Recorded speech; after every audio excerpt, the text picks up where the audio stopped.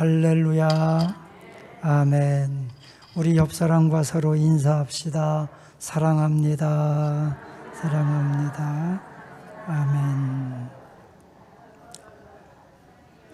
아멘. 여러분, 오늘도 그리스도의 사랑 안에서 오후에도 성령으로 충만케 되기를 축복합니다.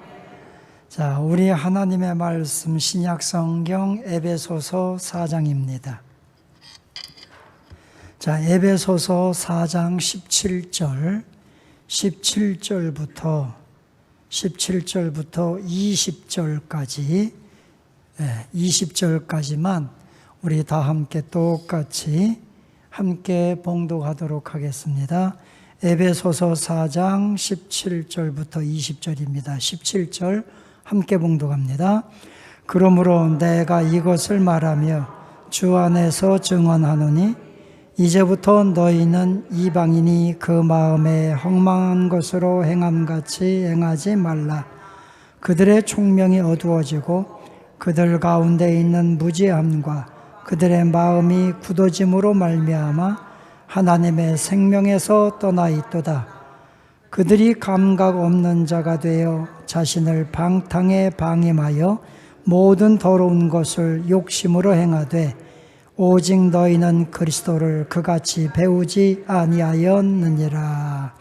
아멘. 할렐루야. 자, 우리가 에베소서를 지금 주일 오후 예배와 수요일 저녁마다 에베소서를 쭉 이렇게 말씀을 나누고 있어요. 에베소서 1장부터 3장까지는 신학, 이론이에요. 우리가 어떻게 구원을 받는가? 예수 믿는 우리가 예수 믿고 예수님을 영접한 후에 우리가 어떤 변화가 일어났는가? 그래서 우리가 에베소서 2장 3절 말씀에 보면 우리가 어떤 존재였느냐면 너희는 본질상 진노의 자녀였다. 우리는 본질상 진노의 자녀였어요. 제가 항상 여러분에게 자주 말씀드리지만 여러분 기도하실 때에 죽을 뻔했던 나를 구원했다고 하는데 죽을 뻔한 건 아직 안 죽은 거잖아. 그죠? 근데 그거 아니에요. 우린 이미 죽었어요. 에베소서 2장 1절에서 뭐라고 선언했느냐? 허물과 죄로 죽었던 너희를 살리셨도다. 할렐루야. 죽을 뻔한 우리를 살린 게 아니고 죽었던 우리를 살린 거예요. 우리는 본질상 진노의 자녀였던 우리가 예수 그리스도를 통해서 생명을 얻었고 그리고 하나님의 상속자가 되었다는 거예요. 이것이 1장부터 3장까지의 가장 큰 은혜예요. 그래서 온 하나님의 사랑이 온 우주에 충만하다. 하나님의 사랑이, 하나님의 은혜가, 하나님의 구원이, 하나님의 능력이 온 우주에 충만한데 이 하나님의 충만함이 누구에게? 우리에게, 나에게 그대로 충만함으로 채워졌다는 거예요. 오늘도 하나님의 은혜의 충만함, 사랑의 충만함, 구원의 충만함, 하나님의 놀라운 축복의 충만함이 여러분의 삶에 쏟아지기를 축원합니다. 이것이 1장부터 3장까지 내용이었어요. 그리고 4장부터 6장까지는 그러면 하나님의 은혜로 본질상 진노의 자녀였던 우리가 하나님의 상속자가 되었다. 하나님의 상속자가 된 우리가 어떻게 살아야 하느냐? 생활편이에요. 그래서 4장부터 6장까지는 너희는 상속자가 된 우리는 이렇게 살아야 된다. 6가지를 가르치는데 그 첫 번째가 4장 1절부터 16절까지가 뭐였어요? 하나됨. 우리는 하나 되어야 된다. 하나님께서는 우리 각자에게 은사를 주셨어요. 그래서 각양각색의 은사를 가진 우리가 각자 성격도 다르고 달란트도 다르고 모든 것이 다 다른 우리가 어떻게 살아야 되느냐? 하나가 되어야 된다. 그래서 주님의 몸된 교회를 온전히 세워야 된다. 하나 되기 위해서는 어떻게 해야 되느냐? 첫째가 다른 사람의 은사와 비교하지 말라. 자꾸 내 거보단 저 사람이 더 좋은 것 같아. 막 그러지 말라는 거죠. 그죠? 네. 우리가 전부 다 탤런트 정우성 같이 남자들이 다 생기고 여자가 김태희 같이 다 이쁘다고 해보세요. 그러면 미의 기준이 없어지잖아.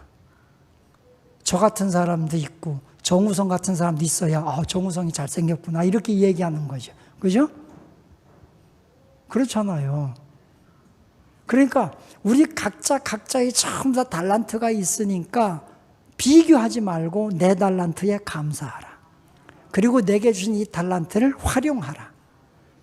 그래서 하나됨을 이루는데 그 하나됨을 이루는데 신앙 인격 3가지가 필요하다. 하나됨을 이루기에는 첫째가 겸손해야 된다. 겸손이 필요하다.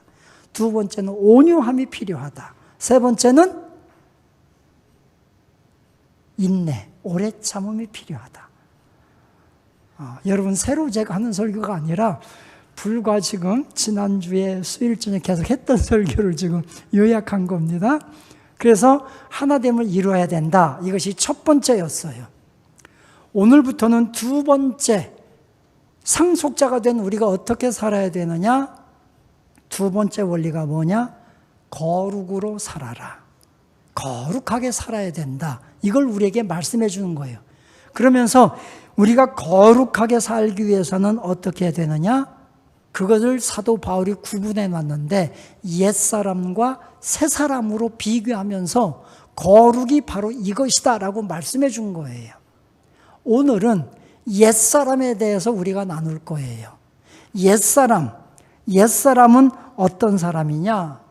오늘 여기 성경 말씀 보니까 읽은 말씀 중에 그러므로 내가 이것을 말하며 주 안에서 증언하노니 이제부터 너희는 이방인의 그 마음에 허망한 것으로 행한 같이 행하지 말라 하면서 쭉 20절까지가 옛사람에 대해서 기록해 놨어요. 자, 우리가 기독교가 세상으로부터 막 비판을 받을 때가 있어요. 그 비판을 받는 원인이 2가지예요. 그 2가지가 뭐냐면 첫째 원인이 뭐냐면 야, 교회 다니는 너희들이 교회 안에서 믿는 사람끼리 왜 자꾸 싸우냐? 니네끼리 왜 싸우고 니네끼리 갈라지고 그래서 어떤 교회들 가보면 자기들끼리 막 싸워가지고 교회가 막 찢어지고 막 난리가 나잖아요. 그래서 세상 사람들이 볼 때는 야, 기독교 뭐 사랑하라고 매일 기독교의 핵심 교리가 사랑이라고 하는데 교회 보니까 맨 지네끼리 싸우네? 그래서 비판을 받아요. 이게 뭐냐? 하나됨의 원리를 우리가 지키지 못한 거예요. 2번째는 교회가 세상 사람들이 비판하는 걸 가만히 들으면 뭐냐면 야, 교회 다니는 사람들 뭐 지네들이 깨끗한 척은 다 하면서 세상 나와보니까 지네들이 더 죄 짓고 더 나쁘더라. 뭐 겉으로는 깨끗한 척하는데 속으로는 막 전부 다 막 다 더 나쁘더라 막 이런 비판을 받는 거예요. 그게 뭐냐? 우리가 거룩을 지키지 못했다는 거예요. 물론 세상 사람들이 교회를 이유 없이 막 비판하기 위해서 그럴 수도 있어요. 그러나 어쨌든 교회를 비판하는 사람들의 이유는 대부분이 이 2가지 원인이에요. 그래서 오늘 하나됨의 원리를 배웠다면 오늘은 거룩함의 원리, 우리가 이 옛사람을 벗어버리는 옛사람의 본질을 벗어버리는 신앙인이 그리스도인이 되자 하는 걸 오늘 배우는 거예요.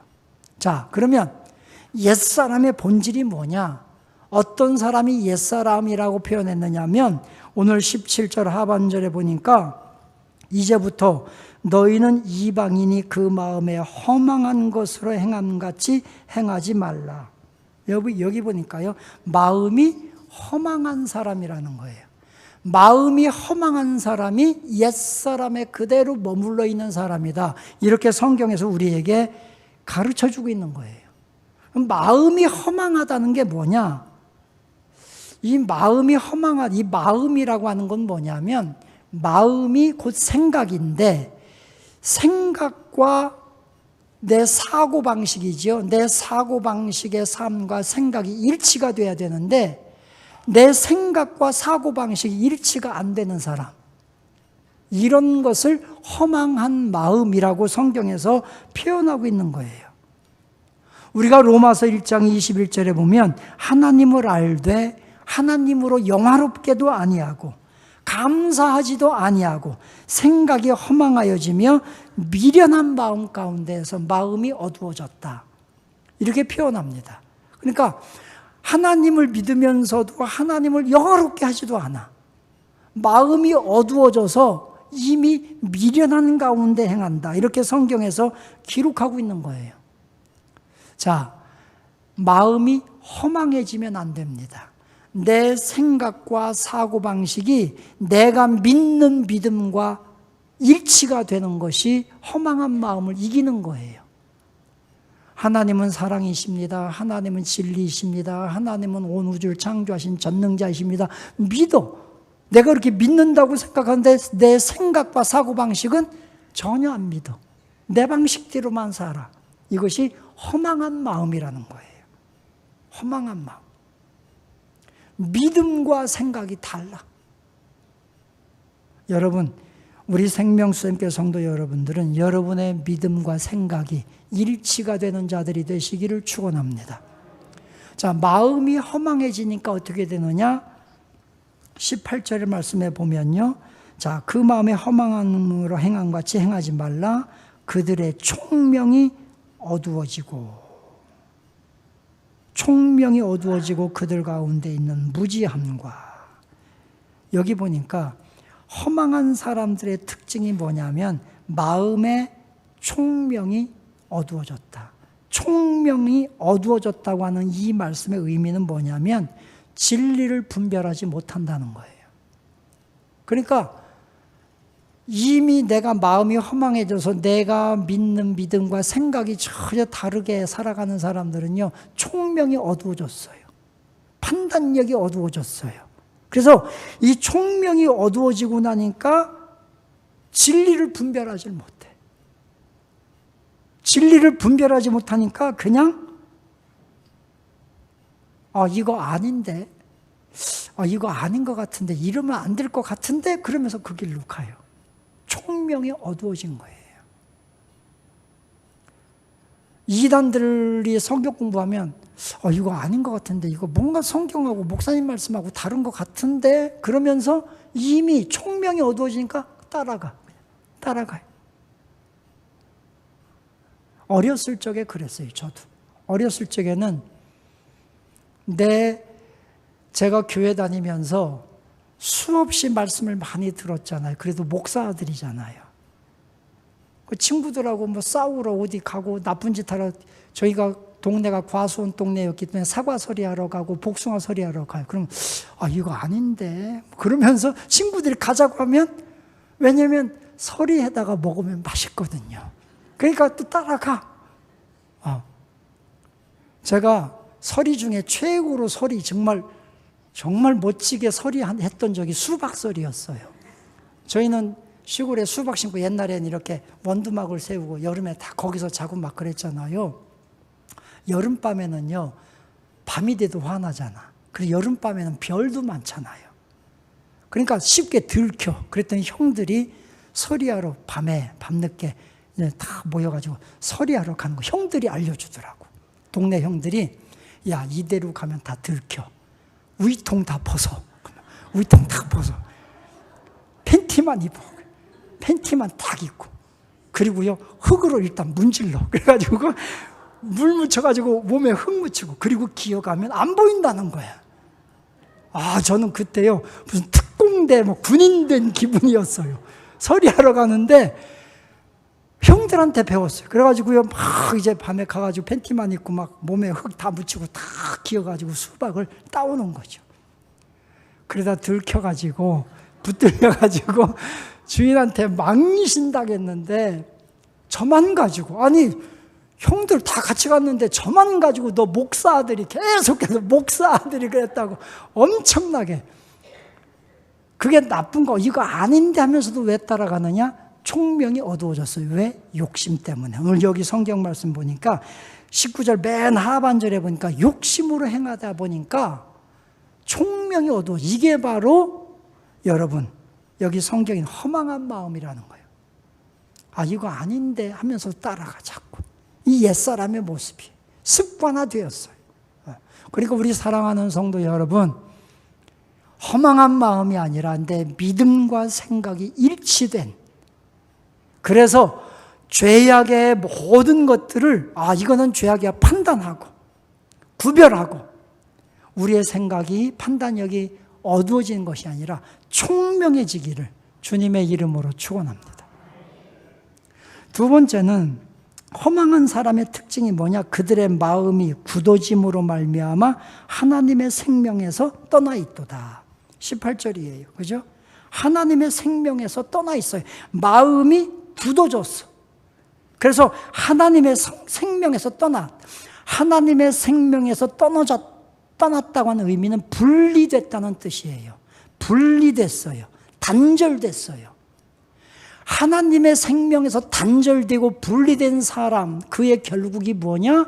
그것이 파멸이에요. 파멸. 그 인생이 파멸된 거란 말이죠. 그러니까 허망한 사람들은요, 허망한 가운데 마음이 뺏긴 사람들, 옛사람의 그 허망함에 마음이 다 뺏긴 사람은요, 하나님의 생명에서 떠나 있느니라.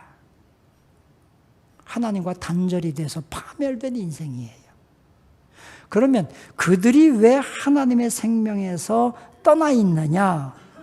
오늘 여기 18절 말씀 보니까 그들의 무지함 때문이다. 하나님께 대한 무지함 때문에. 여러분, 우리가 하나님을 바로 아는, 진정으로 아는 성도 여러분들이 되시기를 주님의 이름으로 축원합니다. 그래서 사도 바울이 앞에 1장부터 3장까지 하나님에 대하여, 그리스도에 대해서 그렇게 설명을 했던 거예요. 무지하지 말라. 하나님께 대한 무지함이 우리를 하나님의 생명에서 떠나게 한다는 거예요. 하나님을 많이 배우고 많이 아는 성도 여러분 되시기를 축원합니다. 하나님을 많이 아니까, 그리고 그분을 믿고 내 생각과 사고방식이 일치가 되니까 총명함이 살아있고 옛사람의 틀을 벗는 거예요. 많이 알면 사랑한다. 할렐루야. 많이 알수록 깊이 사랑한다. 제가 지난주에 베트남 선교하면서 그 베트남 선교 중에 그 통역했던 친구가 있잖아요. 그 전도사님이 있는데 그 전도사가 이제 곧 결혼을 하는데 그 결혼할 여자가 유명한 베트남의 가수였어요. 가수. 자, 그런데 그 가수가 이제는 세상 노래를 부르지 않고 하나님을 찬양하는 노래만 부르겠다 해서 복음성가 가수가 돼서 이들이 이제 결혼하는데, 저희들이 가서 이제 예배하고 하는데 그 가수가 좀 특송을 했으면 좋겠다 해서 그분이 찬양을 했어요. 특송을, 사명. 주님이 가신 그걸 특송을 했어요. 특송했는데 저희들은 역시 가수라 정말 은혜가 된다. 뭔가 호소력이 있다. 은혜 받았어요. 그냥 잘한다.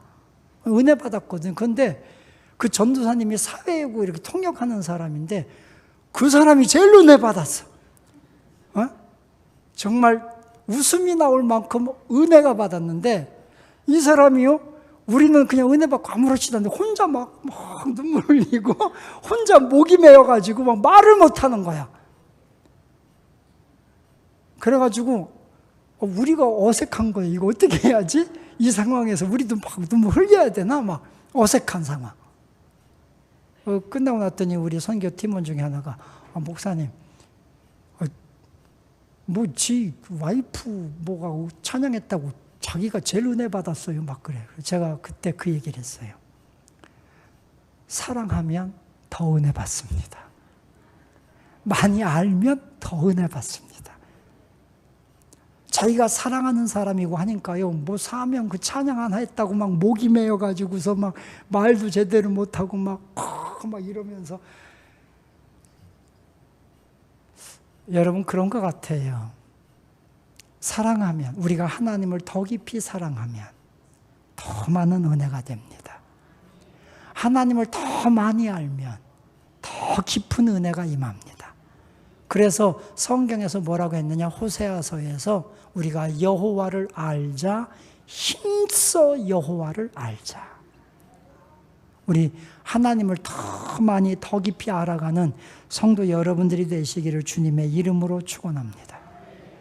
그리고요, 하나님의 생명에서 떠났다. 하나님께 대한 무지함 때문이고, 두 번째는 하나님께 대해 마음이 굳어졌다. 여기 성경에 18절에 기록했지요. 굳어짐으로 말미암아 하나님의 생명에서 떠나 있도다. 마음이 굳어졌어요. 딱딱하게 굳어져, 돌짝밭처럼 굳어졌어요. 굳어지니까 은혜가 안 돼요. 굳어지니까 말씀이 들어오지도 않아요. 굳어지니까 사랑에 대한 감격이 없어요. 생명에서 떠났어. 죽었다는 거죠. 그래서 호세아서 8장에서 뭐라고 했느냐? 너희 마음, 묵은 땅을 기경하라. 갈아엎어라. 묵은 땅을 다 갈아엎어서 부드러운 마음을 가져라. 우리가 옥토 비유가 있잖아요. 길바닥 같은 밭 되지 말고, 돌짝밭 같은 밭 되지 말고, 가시넝쿨이 뒤덮인 그런 밭 되지 말고 좋은 밭, 옥토가 되자. 그러면 30배, 60배, 100배의 열매를 맺는다. 여러분 안에 성령의 이런 아름다운 열매를 맺는 성도 여러분이 되시기를 축원합니다. 우리 굳어진 마음 다 십자가의 보혈로 하나님의 말씀으로 다 갈아엎고, 그래서 하나님 앞에 영광 돌리는 새 사람을 입은 영광된 모습으로 다시 한번 하나님 앞에 서는 성도 여러분이 되시기를 주님의 이름으로 축원합니다. 자, 옛사람의 특징 첫째가 여기 성경 말씀에 있는 것처럼 마음이 허망해졌다. 마음이 허망해진 것이 옛사람이다. 두 번째를 말해주는데 19절에 보면 그들이 감각 없는 자가 돼요. 감각이 없는 사람. 마음에 감각이 없어요. 이것이 옛사람의 특징이라고 설명해 줍니다. 마음에 감각이 없으니까 이 감각이 없다는 그 뜻은 뭐냐면 마비가 된 거예요. 양심이 마비가 됐어요. 감정이 마비가 됐어요. 그러니까 여기 성경 말씀에 있는 것처럼 자신을 방탕에 방임하여 모든 더러운 것을 욕심으로 행하되, 다 더러운 거 욕심으로 행하도 마음이 감각이 없어요. 아무런 감각이 없어요. 이런 사람이 옛사람의 모습인 거예요. 새 사람은 양심에 감각이 있어요. 감각이 살아나는 거죠. 그래서 예수 믿고 성령의 은혜 받은 사람의 첫 번째 특징이 뭐냐? 양심이 회복되고 양심이 살아나고, 이게 살아나는 거예요. 아, 이렇게 하면 안 되지. 이렇게 하면 안 되지. 하나님, 이렇게 해야 하나님이 기뻐하시지. 양심이 살아있다. 여러분, 여러분의 영성이 감각 있는 하나님의 사람들이 되시기를 주님의 이름으로 축원합니다. 마음이 살아있어요. 양심이 살아있어요. 그러니까 그런 사람을 하나님이 기뻐하시는 거예요. 기도할 때마다 성령의 음성을 들을 수 있어요. 하나님의 뜻을 깨닫고 분별할 수가 있어요. 내 마음에 주님이 주시는 은혜들을 깨달을 수 있어요. 이것이 감각이 회복되는 거예요. 여러분, 우리가요,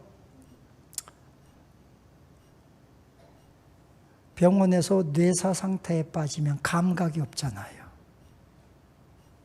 뇌가 정지를 딱 하면 감각이 없어. 아무리 찔러도 아픈 줄도 모르고 감각이 없는 거잖아요. 뇌가 살아나면 감각이 살아나는 거예요. 우리의 뇌는 예수 그리스도예요. 예수 그리스도가 우리의 머리가 되신다고 성경에서 그 앞에 에베소서에서 기록했어요. 우리는 그리스도의 몸인데 그리스도는 머리라. 예수가 내 안에 살아있으면 우리의 모든 감각이 살아나는 거예요. 그러므로 사랑하는 성도 여러분, 여러분의 마음에 예수님이 살아계시기를 주님의 이름으로 축원합니다. 예수님이 살아있어야 감각이 살아나는 거예요. 감각이. 예수로, 예수로, 예수로 나는 충만하다. 이런 은혜를 가지고 오늘도 세상 속에서 그리스도인으로서 내가 성공이 아니라 세상에서 성공보다 더 중요한 것은 거룩합니다. 이 은혜를 깨닫고 세상에 나가서 거룩함으로 승리하는 우리 성도 여러분이 다 되시기를 주님의 이름으로 축원합니다. 이게 옛사람. 이번 주 수요일에는 새 사람에 대해서 말씀 나눠요. 자, 옛사람은 두 가지가 오늘 있다. 첫째는 마음이 허망해졌다. 두 번째는 감각이 없어졌다. 이게 옛사람의 모습이다. 왜 허망해졌느냐? 하나님을 아는 것에 대한 무지함 때문이다. 하나님께 대해서 마음이 굳어졌기 때문이다. 이들에게는 총명함이 없어졌다. 어두워졌다. 하나님의 생명에서 떠났다. 이게 옛사람이다. 감각이 살아나야 된다. 이 감각이 죽으면 옛사람이다. 감각이 살아나는 비결은 다른 것 없다. 예수가 내 안에 살아야 한다. 할렐루야. 이 말씀 꼭 기억하시기를 주님의 이름으로 축원합니다.